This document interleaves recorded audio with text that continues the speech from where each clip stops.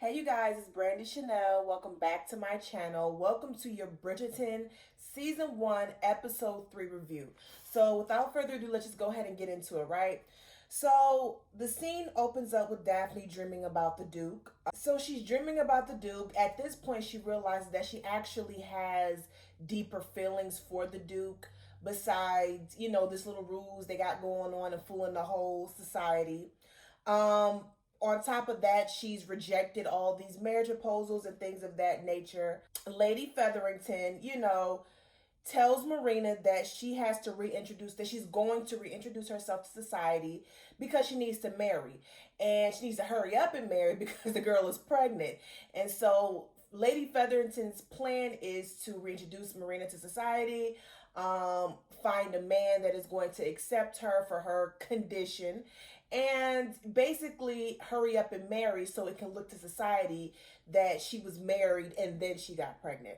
But if motherfuckers can do math, they can see differently. So we're at another ball, and the Duke and Daphne, of course, they have to keep up this rules. And so someone asked Daphne for, dancing. So she's dancing with all these other guys, and there really is no chemistry. While all this is going on, the queen and the prince walk in. And so as the queen and the prince walks in, they're, going across the room, meeting people and becoming acquainted with certain people. And as they're doing this, the Duke and Daphne, Simon and Daphne, are off to the side and they're, mocking or whatever. And so the prince finally comes up to Daphne and, he says all the things that the Duke said he was going to say, basically mock him. And she laughs, she snorts a little bit and all of that stuff. And so it was a cute scene or what have you. The next scene is the men gambling. So they have a country club where all the men go in and they're gambling. And Anthony is basically discussing with Simon his intent with Daphne. And basically he just said, I'm courting her, nothing more, nothing less. And Anthony is like, okay, so you have no intention on marrying my sister. You're just playing around. And basically he said he's just doing it respectfully. So it's becoming clear to Anthony that the Duke has no intent to marry Daphne. The Duke is not letting Anthony know that it's really a ruse because, they have, him and Daphne got this agreement going.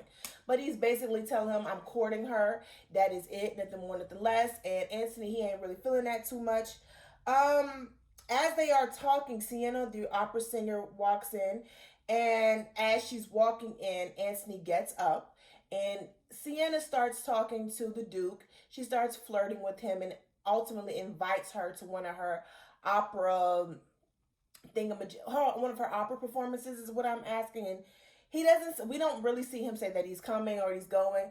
I don't think he has any intentions on seeing this young lady or whatever. So the next scene is Anthony and Daphne going downstairs to warm up some milk, okay? Neither one of them motherfuckers knew how to work the damn stove. They just looking at that shit because, they're privileged. They have maids and servants and all that, doing that for them. So, of course, they don't know how to do anything. They get into the conversation of the Duke. And basically, Daphne is asking Anthony, like, what about the Duke? Like, what's wrong with him? And at first, Anthony ain't really trying to tell her nothing because he doesn't want her. It's real. He's very protective over her, but he's also very chauvinistic is the word I'm trying to get out. He's very chauvinistic because he feels as if, because not only is that his sister, but she's a woman, she should not be exposed to certain things. He's almost treating her like a child. So at first he's hesitant to say anything to her about the Duke, but he goes in and he says, the Duke grew up alone. He wasn't really around his dad like that. Nothing like, he's very much so a loner. And then he emphasizes that he has no intent on marrying. He just wants Daphne to just forget all about the Duke. So now we're at the art gallery. They're having some type of art event, right? And Lady Bridgerton is trying to set up her son. So they walk in and, Miss Bridgerton, Lady Bridgerton, is pointing out the different ladies. Yeah, what are they calling them? The different debutantes. And she's like, oh, that one, oh, that one, oh, that one. And they're like, We ain't trying to hear that. See, it's not that much pressure for the men to get married. Like, they should get married, but they're not in a hurry because two of the men, the two oldest, Benedict and Anthony, they love women who are not part of society. They're not debutantes. They are working women, and that's just not accepted in this type of environment. It's not accepted in society that men, with the reputation of Benedict and Anthony, end up with women who working. They need to be with debutantes. That is what society says. So they're not interested in these debutantes. So the mom is just like, girl, I'm done with it. Lady Featherington is trying to set up Marina with this older man. She's trying to set him up. He asked Marina to dance, and Marina and then Penelope interrupted, and Penelope, basically was trying to get her away from the guy, and she told the guy basically, no, I'm not featuring you. I don't want you. And he got very offended. And Lady Featherington was mad. She was upset. But it's like, girl, she don't want nothing to do with this guy. The only Pay close attention to Lady Featherington and pay close attention to Penelope, because even though Penelope is sweet and we all love her and this, that, and the third, she's not an innocent little lamb. She actually acts like her mother. She's more like her mother than her sisters, than her two sisters are like their mother. She's more of her mother. She's very slick and very sly. And so we have to, and like I said, be sure to watch out for Miss Penelope, honey. So Benedict is looking at a painting with Lady Danbury and Mr. Granville. And he's criticizing the photo. He's not the photo, the painting. And he's basically saying, it's dull, it's dark. And Lady Danbury, she's kind of feeding him. She's like, well, why don't you tell the artist? And she looks at the artist and Mr. Granville, and she's like, what do you think? And then he just kind of walks off. And then Benedict's like, well, damn, bitch, why you ain't telling me this man was sitting here like this? Why didn't you do It was actually pretty funny, but I enjoy Lady Danbury because even though she's a woman, her and the Queen are like my two favorites, and Eloise. They're my favorites because they're are in some type of leadership position. Like, they play their part, but they also are very much so leaders. Eloise and we'll talk more about Eloise later. The prince and Daphne starts talking. The prince approaches Daphne. She sees the Duke going into another room looking at some art. So she's not really paying the prince, she ain't really featuring him like that. You know what I'm saying? She excuses herself and she goes see the Duke, and they're talking about the painting. She's describing how a painting is to her. And this is when I realized that even though Daphne does not know a whole lot, as far as life and how to, about the birds and the bees or whatever the case may be, she's still a very intelligent woman, which kind of sets her apart from the other debutantes. And I think that's why the Duke is really feeling her and is really liking her, because even though she is looking to get married and she is part of society or whatever the case may be, she's still very much so intelligent and she has a mind of her own. And she's not afraid to voice her opinion, right? And she's comfortable to do that with the Duke, okay? So she's describing this painting. She said, it reminds her of the country because that's her dream, to be in the country. So, and they're having a moment. They're just having a moment. They're talking, and at some point, they get to hold hands. It's a very cute scene. Like I said, I love romantic movies and romantic shows like this. It's very good, very, very good. And so they hold hands, but then something happens in the room where everyone is, and it's the young lady. I can't think of her name right now. So the young lady, one of Daphne's haters, faints, okay? And she pretty much put on, because the Queen, she's pretty much putting on a front because she wants to get the prince's attention, right? And so, the Duke and Daphne are looking at that, not really paying no mind, kind of mocking them and teasing them, because we all know it was a ruse. It was fake, just to get the prince's attention. So the next day, the Queen and the prince are discussing him possibly proposing to Daphne. and it looks good because she is a because the Bridgerton family is a highly respected family. Like the Featheringtons are part of society, but they're not as respected as the Bridgertons, okay? And that's what I'm seeing more and more as I watch it. Well, I've watched the series so many times, but as I watch the series, it dawns on me that the Bridgertons are the cream of the crop. You know, everybody should be wanting to marry the family, marry someone in that family because they're a highly respected family, and that's what the queen is trying to convey to the prince. But he's not an aggressive personality, and I love when the queen was like, "You are a prince." Charm, ha. I love the queen. I love Lady Danbury. I just love it. So this is what I want to talk about Daphne and Eloise. Okay, so they're in a room and Daphne is playing the piano and they're having a banter back and forth and Eloise basically is saying all you want to do is be a wife and this debutante and all this other stuff and you know, Daphne's basically saying, well, you just so difficult. You don't see anything from my perspective.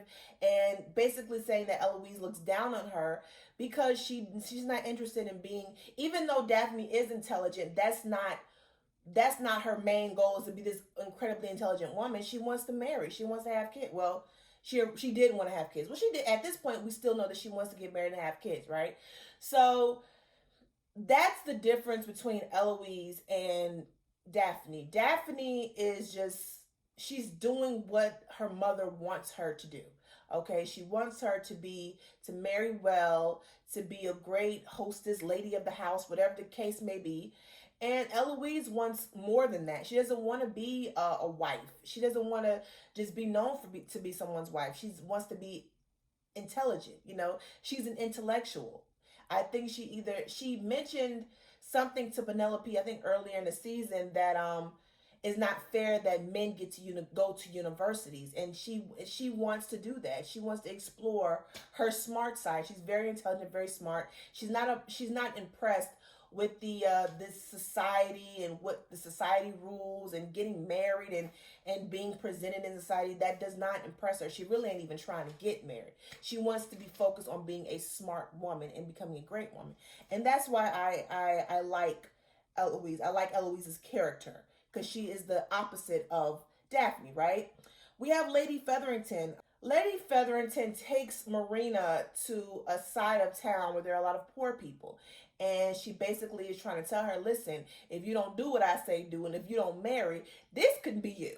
This can be you. If you don't marry this man, this can be you out here with your baby, on the street begging for change. This can be you. And Marina is not phased by that because Marina comes from humble beginnings. Okay, so she realized, oh, well, you need to you need to be out here because you're spoiled and you're part of society, and you wouldn't know if something was to happen to your husband, which we found out later something does happen to her husband. If something happens, you won't be able to survive out here with these people. You wouldn't be able to know what it's like to live foot to mouth and having to pick yourself up by the bootstraps. See, Marina knows how to do that. Lady Featherington don't. So I don't see how she felt like she had the right to tell Marina, this could be you, or trying to give her some type of lesson on that because she can't really. She's never lived that type of life. And Marina tells Lady Featherington she has a man. His name is George, and they love each other.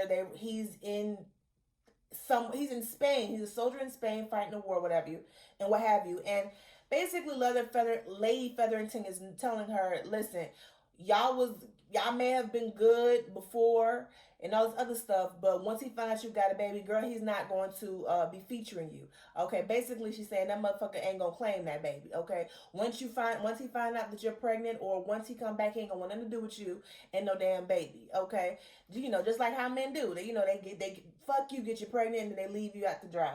So that's basically what they're trying to that she's trying to say to Marina. Okay. So the Duke and Daphne take a walk and discuss, they're discussing relationships and marriage. And this is when we figure out Daphne really does not know about children. They don't know how she's made. She doesn't know everything about marriage. All she knows about marriage is that she's supposed to marry well and have kids to carry on whatever name of her husband's, okay? That's all she knows. She does not know how to bring kids into this world. She doesn't know the ins and outs of a marriage. She don't know what to do in the bedroom. So when when they're talking about this, the Duke kind of senses that, like, she don't know everything I think she know. And then they get to a point, they're talking, and then he tells her marriage is an extension of what goes on at night, which is not true at all. That's why men cannot talk about marriage, because they think it's fucking. That's all it is. Having a wife, fucking, and having babies. They don't know what marriage really is. So he's really the wrong person to be telling her about marriage, especially since he didn't even want to get married, right? So, they're talking, and he tells her, when he says it's an extension of what happens at night, she says, "Oh, when I'm sleeping." He says, "No, when you're not by yourself, you're not sleeping, you're doing something else." And he tells her, it's quite clear to him that she don't know what he's talking about. So he asks her, "Do you touch yourself? You should touch yourself." And she's like, "Huh?" She's just like looking like real, like ditzy, out of the loop or whatever. Lady Bridgerton, she kind of failed her in that regards. So Lady Danbury and the Duke, Lady Danbury is pressuring the Duke to marry Daphne, because she is very much so aware that Daphne has a lot of suitors, and one of those suitors is the prince. And she does not want Daphne to miss out on her chance to be with the prince if she's so caught up with the Duke, and the Duke does not plan on marrying her. So she's kind of pressuring him, and he's like, "Oh fuck, he's really realizing, like, what have I done? This has gone too far." And that's what his facial expression gives me, okay? Later on that night, Daphne touches herself. She gets very acquainted with herself, and it's the best feeling in the world for her. Yeah. That's before toys, honey. That's before vibrators, honey. All you had was your 2 fingers. So I ain't mad at Daphne. The next day, the Duke pretty much talks to Daphne, saying he does not want to do his ruse anymore. He doesn't want to do it. He's done with it. Because he realizes, I think at this point, he's realizing that it's gotten more than that. It's become more than that. He's starting to really care about her. The more and more time he spends with her, the more and more he's enjoying her company, the conversation, the chemistry is there between them two. So it's kind of hard to say that this is a ruse when that's really how you truly feel about someone. And then on top of that, in his mind, he's thinking that she don't really want to be with him. So he's like, "Let me quit this so she can go ahead and marry her prince," or what have you. Anthony visits Sienna, and they do what they do. Sienna is a survivor, and I think the reason why Anthony has not married yet is because he really wants to be with Sienna, but society says they cannot be together because he's of one part of society and she's in a whole different one, so they're not supposed to cross paths. All she's good for is a good time. So yeah, got that. Marina gets a letter from George saying that he's done with her. He wants to break up with her. But we find out that the Lady Featherington, and I guess the mistress or the lady of the house, whoever this lady is, faked the letter. They wrote the letter, signed his name, and pretty much to try to get her in the mindset of marrying somebody else and not waiting on this guy, George. So they played her, and it was a very sad scene, or what have you.